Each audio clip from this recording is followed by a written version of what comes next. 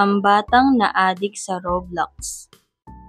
Si Ellie ay isang mabait at masipag na batang lalaki. Mahilig siya maglaro ng Roblox, lalo na ang mga larong Brookhaven, Blox Fruits at Adopt Me. Noong una, nilalaro lang niya ito pagkatapos ng takdang aralin. Pero habang tumatagal, mas lalo siyang naa-adik.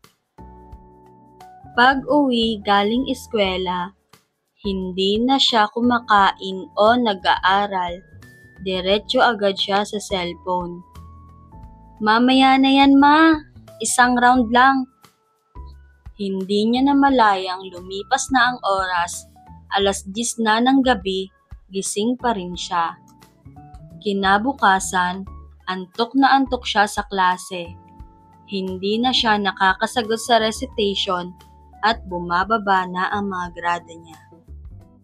Isang araw, habang naglalaro si Ellie ng Roblox, biglang nag-lag ang cellphone niya at nag-block out ang screen. "Ano to?" sigaw niya.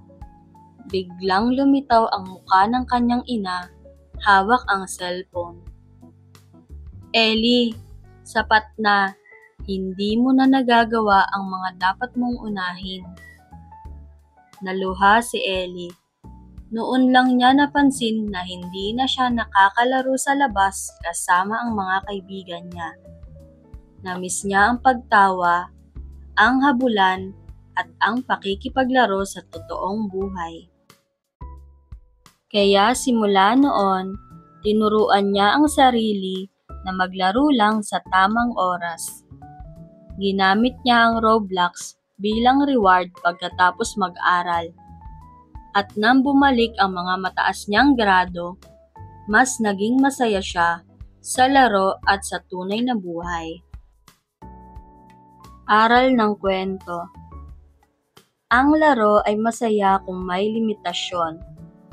Huwag hayaang talunin ng laro ang iyong buhay.